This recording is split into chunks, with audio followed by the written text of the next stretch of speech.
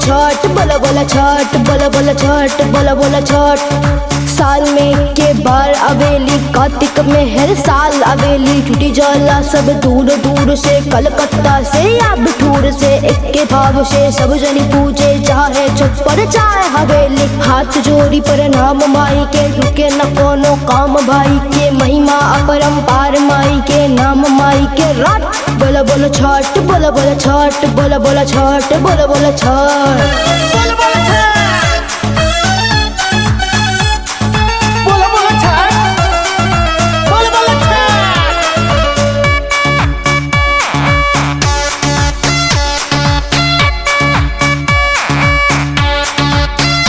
बोला बोला छठ, बोला बोला छठ, बोला बोला छठ, बोला बोला छठ।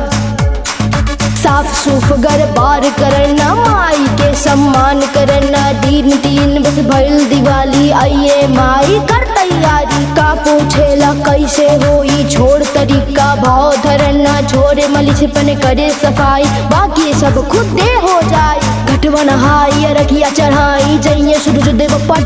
बोला बोला छठ, बोला बोला छठ, बोला बोला छठ, बोला बोला छठ।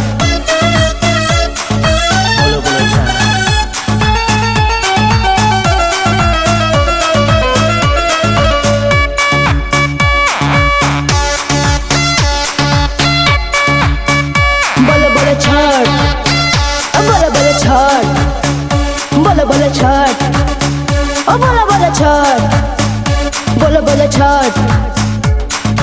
पूज माई के भर जाई गोदिया, मांग माई से मिल जाई अखिया। इनकी कृपा लंगर भागे, चार डेग में पर्वत लांगे। फेल परीक्षा पास हो जाइबा, गई दी है उजियार जिंदगिया। सब सुख पाइबा, बरताई से पार हो जाइबा। कठिनाई से कौन बा ऊपर, छठी माई से चल किनारे।